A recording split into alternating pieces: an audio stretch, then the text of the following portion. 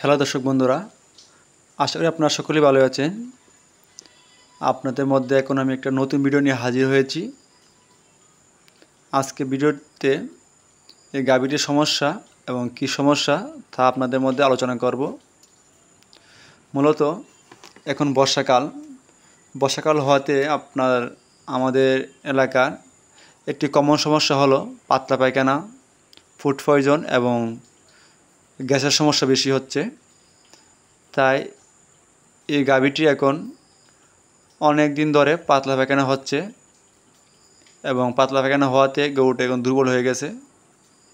এখন আমি এই গরুটিকে কী চিকিৎসা দিব তা আপনাদের মধ্যে আলোচনা করব।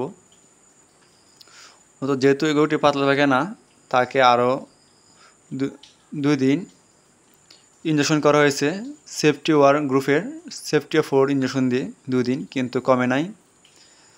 তারপর খামারির কাছ থেকে জানতে পারলাম গরুটিকে প্রায় 1 বছর ধরে কৃমিনাশক করানো হয় নাই, যার কারণে এটিকে লিভার ফ্লু রোগে আক্রান্ত হয়েছে, মানে কলিজা কৃমি দ্বারা আক্রান্ত হয়েছে। তার লিভারে সমস্যা আছে, যা কোনো ওষুধগুলো চেক দিচ্ছে না।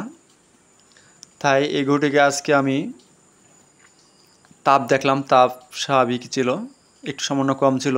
তাই এটিকে আমি এন্টিস্টামিন গ্রুপের ইঞ্জেকশন দিয়েছি।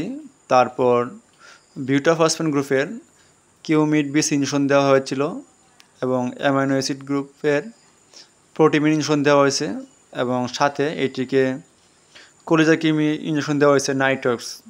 যেহেতু গরুটি ওষুধের চেক দিচ্ছে না, মানে গরুটি লিভারে অ্যাটাক করে ফেলেছে কলিজা কৃমি, এবং সাথে এটিকে সালফার 3 ট্যাবলেট এবং অ্যামোডিস ব্যাট ট্যাবলেট 2টি করে খাওয়ানো হয়েছে। তারপর খাওয়ানোর পরে এবং অবশ্য সাথে জিঙ্ক এবং ব্যাট স্যালাইন গ্যাসের পাউডার চলবে, যারা আপনারা খামারে আছেন খাওয়াবেন, তাতে আপনার গাভীটি দ্রুত সুস্থ হয়ে যাবে। খামারের গবাদি পশুগুলো আমি সব দিয়েছি। তারপর রাত্রে আমি খামারিকে ফোন দিয়েছি, বলছি কী অবস্থা, তারা বলছে গরু এখন সুস্থ। তারপর আমি আজকে বিকেলে যাই আসলাম, দেখলাম না গরু এখন সুস্থ আছে। যেহেতু গরুটিকে লিভারের সমস্যা, তাই অবশ্যই গরুটিকে লিভার টনিক খাওয়াতে হবে, না হলে আপনার 2-1 দিন পরে আবার এই সমস্যা হতে পারে। খামারিকে আমি লিভার টনিক সাজেস্ট করেছি এবং এনেছে। মূলত আপনারা যারা খামারি আছেন অবশ্যই, এখন যেহেতু বর্ষাকাল, তাই আপনারা এখন কচি ঘাসগুলো খাওয়াবেন না এবং পরিষ্কার পানি খাওয়াবেন, যাতে এই সমস্যাগুলো না হয়। আজকে ভিডিওটি এ পর্যন্তই। ভিডিওটি ভালো লাগলে অবশ্যই আপনারা লাইক কমেন্ট করবেন এবং শেয়ার করবেন, এবং নতুন দর্শক হলে অবশ্যই আপনারা আমার পেজটি ফলো দিয়ে দেবেন। আর যারা এই ভিডিওটি আমার ইউটিউব চ্যানেলে দেখছেন, নতুন ভিউয়ার্স হলে অবশ্যই আপনারা সাবস্ক্রাইব করবেন এবং লাইক কমেন্ট করবেন। ধন্যবাদ সবাইকে, সবাই ভালো থাকুন।